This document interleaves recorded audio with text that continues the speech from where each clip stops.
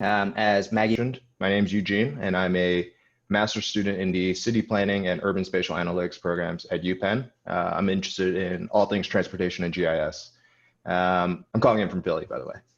I'll be delivering a short presentation on some of the work I did this summer for OpenStreetMap US as part of the Summer of Maps Fellowship for a company called Azavia. I should share my screen. I thought I was already doing that.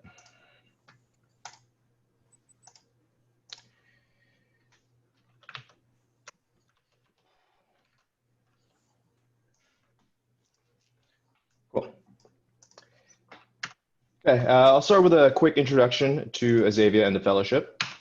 Azavia is a Philadelphia-based geospatial software and technology company, and it performs work across a wide variety of domains. The company is a certified B Corporation, meaning that all of its projects are driven by a strong social mission. To that end, Azavia hosts a fellowship every year called the Summer of Maps. It's a 12-week fellowship that pairs GIS students like myself with two nonprofit organizations to complete geospatial analysis projects on a pro bono basis. For one of my projects, I had the pleasure of working with Maggie and OpenStreetMap US. And as I'm sure most of you are aware, OpenStreetMap US is an organization dedicated to helping support and grow OpenStreetMap in the United States. One of OSM US's goals this summer was to assess OpenStreetMap's potential as a source of geospatial data for measuring and monitoring the UN Sustainable Development Goals. I'll be walking through some of that work I did to help OSM US with this goal. So I'll start off with a brief introduction to the Sustainable Development Goals. Then I'll walk through my analysis of OSM as a potential tool for monitoring two different SDG indicators. The first is the amount of open space in American cities, and the second is access to transit in those same cities. Lastly, I'll conclude with a brief discussion of some of the lessons learned from this project, as well as a couple other SDG indicators that might be good fits for trying to measure with OSM data. So let's start by discussing the UN Sustainable Development Goals. In 2015, the UN adopted the SDGs. These 17 goals are meant to serve as a, quote, blueprint to achieve a better and more sustainable future for all. That mission definitely sounds very big and ambitious, and the goals don't disappoint in that regard. Some of the goals include eliminating hunger and poverty and achieving gender equality. To track progress on the SDGs, the UN also proposed 231 statistical indicators. These cover a range of subject areas, and they include economic indicators like poverty rate, environmental metrics like local air quality, and geospatial measures like access to all-weather roads. But finding the data for these indicators is incredibly hard. The SDGs are global goals, so the data needs to exist globally. Data from different parts of the world also needs to be consistent and accurate. And even if high-quality data exists, it needs to be easily collectible by the monitoring person or agency, rather than spread out, for instance, across many different sources or publishers. Here's where OpenStreetMap comes in. OSM, of course, is a free, editable, and downloadable map of the world that is maintained collaboratively. It's undergone incredible growth since it first launched in 2004, and now an estimated 6 million registered contributors combined to make over 3 million changes to the map every day. The quality and completeness of the data vary depending on the location and features. That said, the data's quality is high enough that corporations like Microsoft have integrated into their core products, and now they even hire editors to help add data to the map. So, OSM hosts a ton of geospatial data that spans the globe. We wanted to see if that data could be used to measure some of the SDG indicators. We decided to test this out by using OSM to measure two particular indicators: the amount of public open space in cities and the population's access to transit. Open spaces like parks and plazas serve important public health, social, and environmental functions, and these are geographical features and elements of the built environment that can easily be found in OSM. Public transit, of course, is critical for providing equitable geographic mobility in cities, and it also provides environmental benefits by reducing car dependency and urban sprawl. Public transit features are also commonly recorded in OSM. After measuring these indicators with OpenStreetMap, we then compared these measurements to measurements made using other publicly available data sources, such as municipal open data websites. I'll start with the open space indicator. This indicator measures the proportion of the built-up area of cities that is publicly accessible open space. The UN Sustainable Development Solutions Network, which is the organization in charge of overseeing the SDGs, recommends that cities consist of at least 15% open space. For purposes of this project, I refer to cities by their political boundaries. This was driven primarily by data limitations on the open data side, so not OSM. While data for OSM can be downloaded from any area using just the bounding box, irrespective of political boundaries, information available on a city's open data site is usually restricted to data within the political boundary. So in places like Philadelphia, where I live, this isn't really a problem since the political boundary of the city matches the plain English understanding of what is and is not in Philadelphia. But in a place like Houston, this causes a lot more issues. The political boundaries of the city, shown here, don't necessarily line up with the common sense understanding of what the city is. The open data is limited to these boundaries, so it doesn't include parks or other green space or open spaces that might be found in some of those gaps right in the middle of the city. But OSM is not limited in this way. Here's the list of features I collected for measuring open space. The OSM features are pretty self-explanatory, but there are two that I want to comment on. The first is that I excluded golf courses from the calculation. While these are considerably large green spaces, they are very often private clubs, and even the public courses typically require some sort of payment to enter. The other is cemeteries. Obviously, they don't serve a recreational purpose like parks or ball fields, but they do serve important social functions and are usually publicly accessible. In West Philly, for example, there's one very large cemetery that people frequently use for taking walks or going for runs. A major benefit to OSM was that we could use the same features for every city, since it's really all one data source. For the open data features, we had to use what we could find. Some cities provided detailed land use shapefiles, which typically contained the most information. Others provided information only on city-owned parks, which of course contains less data. So let's start with Baltimore. The map on the left shows public open space features collected from OSM. The map on the right was made using the land use shapefile on Baltimore's open data portal. As you can see, these maps are pretty similar. According to OSM, Baltimore contains about 9.8 square miles of public space, which comes out to about 12% of the city. Using open data, it's a little higher, about 10.4 square miles, or 13% of the city. That's below the recommended 15%, so Baltimore has some work to do in that regard. But with respect to our research question, it's encouraging that the OSM features are close to the official data. We can overlay the maps to see some of the differences more clearly. Features in orange were found only in OpenStreetMap. The ones in purple only in the open data set. The green features were found in both. Some of these smaller orange features in the north are quads in Johns Hopkins University. The small ones in the center are plazas, which were not available at all in the open data. The big purple areas in the north and west are golf courses. Remember that we had deliberately left these out of the OSM features, but these are considered parks in the land use data and could not be easily separated. This shows some of the additional flexibility and specificity that using OSM provides here. Here's Philadelphia. Again, the percentages are very similar, about 14.4% for OSM and 13.8% for open data. With respect to the indicator, Philly is a bit better than Baltimore, but it's still short of the UN target. The comparison shows a few differences in the data sets. Like in Baltimore, the Philadelphia land use data set classifies public golf courses as ball fields and parks, so we can't easily remove those from the calculation. And the OSM data, the places in purple, considers Fairmount Park and the Schuylkill Center Nature Preserve to be slightly larger than how they're recorded in the open data. There are some smaller differences near downtown as well. OSM treats the field in front of Independence Hall as park space, and the open data treats some of the stadiums, indoor stadiums near Temple University as ball fields. So like in Baltimore, we can see some differences in the data sets, but they're pretty minor and they don't affect the overall calculation too significantly. Next, let's take a look at New Orleans. This is the biggest difference we saw in the city by far. According to the parks data on the city's open data site, the city contains only 3% open space, but with OSM, the percentage jumps up to 28%. That's because OSM counts the wildlife refuge in the northeast corner of the city. This is technically open space that's within the city's land area, within the city's boundary, but it's really mostly swampland and it's not built up. So in this case, it should probably be excluded when calculating the indicator.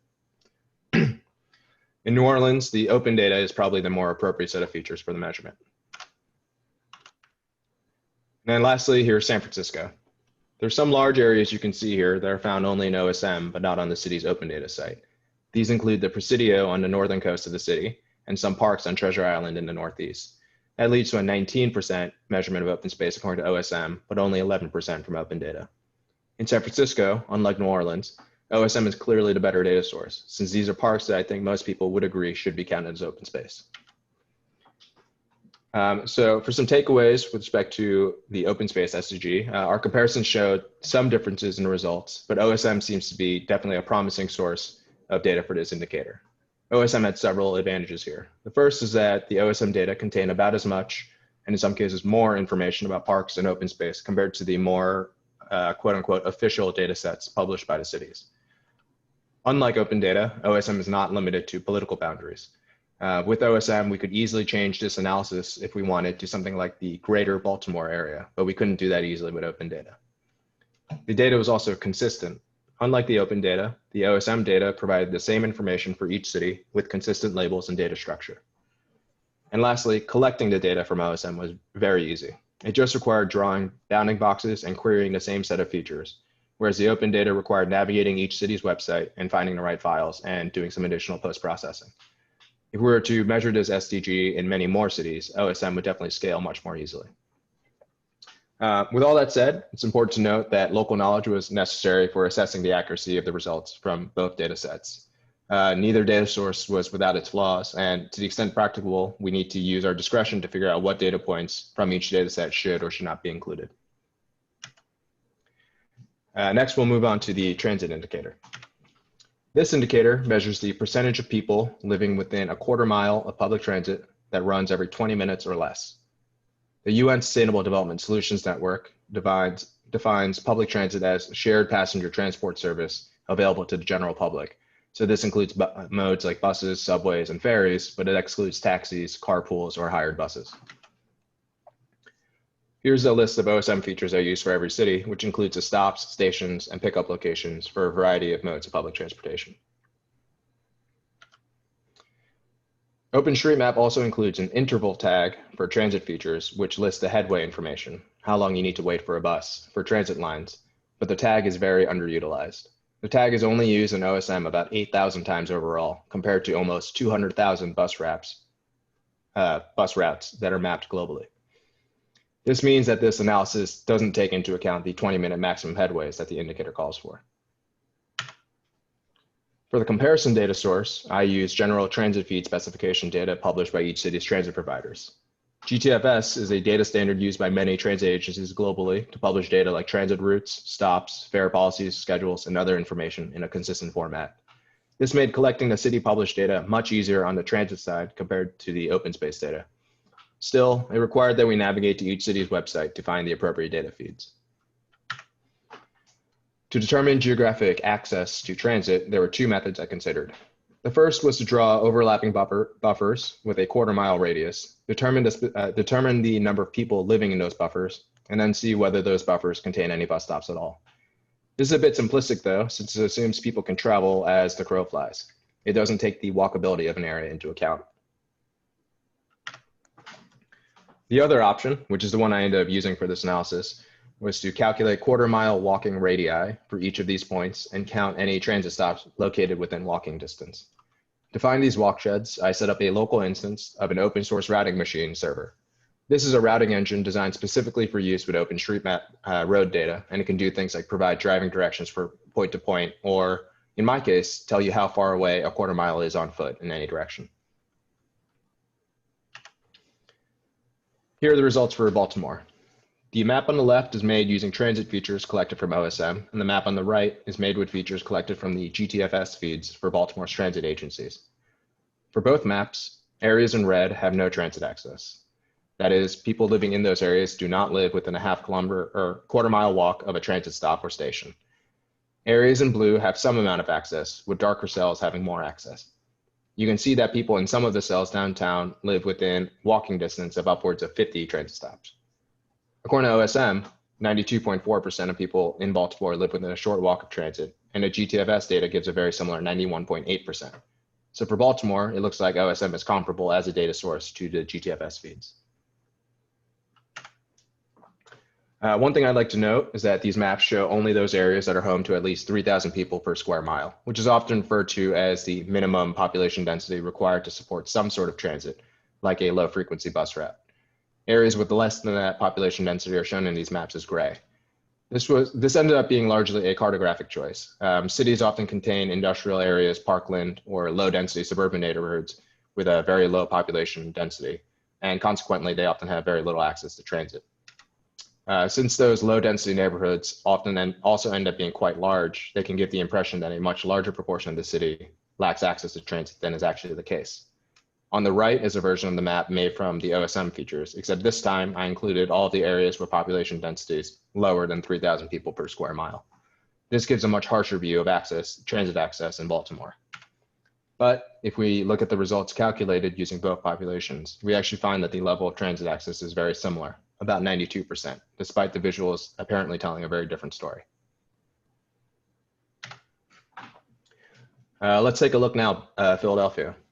Probably the first thing you notice is all the red on the OSM map. Transit stops are not very well mapped in Philly. According to OSM, only 30% of the population lives within a short walk of transit. By contrast, the SEPTA GTFS data tells us about 85% of the population has transit access. The scales on the legends also tell us that even in the areas where OSM does contain transit data, it's still missing lots of information. The cells within walking distance of the highest number of transit stops, according to OSM, only have access to about 25 stops, whereas according to GTFS, it should be about 90. A comparison map highlights where the gaps are in OpenStreetMap. While OSM has decent coverage in South Philly, West Philly, and along Broad Street, which is, if you can see my mouse, it's this artery right here. Transit in the rest of the city is poorly mapped. Surprisingly, much of downtown is unmapped, and most of North and Northeast Philly have very little coverage. San Francisco, unlike Philly, actually seems to have more features mapped in OSM than are found in the GTFS feeds for the city. According to OSM, 98% of the city has access to transit, whereas GTFS says it's only 91%. The biggest discrepancies seem to come right in the center of the city, near the Parnassus Heights area. I looked through those data points in OSM, and I was surprised to see that actually many of those points, or most of those points, were SFMTA bus stops, which should have shown up in the GTFS data. This suggested to me that either SFMTA's GTFS feed is missing some data, or OSM maybe has some bus stops listed that have since been moved or no longer exist. To get a better sense of why the transit data in OSM for Philadelphia was so complete compared to San Francisco and Baltimore, I looked into the contribution histories for each of these cities. Using the OpenStreetMap history database, I looked up the number of transit features mapped over time from 2007 to present in each city. I also looked up the number of unique contributors that were helping make changes to transit features to see if there were any notable trends in the attention that transit was receiving from the local mapping communities. Baltimore, shown here, saw a steady growth in the number of transit features listed on OSM from 2008 to 2019. During that time, there were maybe only 2 or 3 contributors during every 3-month rolling window that made some sort of change to a bus stop, train station, or ferry terminal in the city. By 2019, there were about 500 features mapped. Then, early in 2019, the number of bus stops in the city jumped to over 3,000, basically all in one day, and the number of transit features hasn't changed very much since. This happened despite the number of unique users contributing features remaining the same as usual. Based on this, I assume this was a result of 1 or 2 mappers in Baltimore doing a bulk import of bus stop data collected elsewhere. It's a similar story in San Francisco. Transit features in the city grew steadily until about 2019, at which point a huge influx of bus data brought the map to its current state. San Francisco did see an increase in the number of contributors right around then, but still a relatively modest number of users, just about 10. So it seems that this was also likely the result of a bulk import rather than something like a mapathon. Unlike the other 2 cities, Philadelphia never saw a sudden spike in its transit data. Contributors are continually adding data on their own, and there does seem to have been increased attention paid towards mapping trolley stops, which is the green line towards the right, in the last year or so. But without a bulk data import like Baltimore and San Francisco, it'll likely take a very long time for Philly to reach a similar level of completeness for its transit data. Based on this look into the state of transit data on OSM, it's apparent that OpenStreetMap isn't quite ready to be used to monitor the SDG indicator for access to transit. As we saw in Philadelphia, the completeness of the transit data varies widely by city. The interval tag is also mostly unused, meaning we couldn't account for an important requirement of the indicator, which was the 20-minute maximum headway. The good news is that the cities with the highest completion, like Baltimore and San Francisco, seem to have relied on bulk imports. These aren't necessarily easy or quick tasks to plan and implement, and getting permission to use the data may not be straightforward, but they do provide some encouragement that with concerted effort by local OSM communities, the transit data in any given city can be brought closer to completion relatively quickly. Having reference data sets is really helpful here. Now that we've talked through those two SDG indicators, I want to discuss some of the overall lessons learned. The first is, as we might expect, mapping for larger physical features like parks, plazas, cemeteries, really just things you can see from the sky, is very far along in these cities. In a few cases we looked at, OSM was a better source of data than the officially published data sets, at least for measuring the SDG. Not surprisingly, map completeness is not as high for more abstract features like bus stops, things that might be indicated only by a signpost rather than a more physically manifest feature. The good thing is, however, that benchmark data sets for these transit features anyway are usually publicly available, making them great candidates for bulk data imports, and they should be relatively easy to bring to a higher level of completeness. And the reason we might be interested in doing these sorts of bulk imports rather than just relying on GTFS data for measuring the SDG is that having all of these data in one place has its benefits. Collecting data from multiple cities in OSM is simple and scalable, and it requires less processing than pulling together data from many different sources, even if they do come in a standard format like GTFS. And then lastly, here are a couple more SDGs that could be worth monitoring or measuring with OSM Next. The first one considers the availability of banking services for the population, things like bank branches and ATMs. The next one looks at more natural features. It measures the amount of forest cover in an area. This indicator is probably more appropriate for a larger scale than a city, something like an entire state or maybe a county or an entire country. Okay, so that was an overview of some of the work I did with OSM US this summer. So I'd be happy to take any questions now. I just want to end by saying that I was very impressed this summer by how active the OSM community is. I'd used OpenStreetMap before, but I hadn't really dived into the map until I got to work on the project this summer. And honestly, I was just amazed by the effort the community puts into maintaining the map and making it better.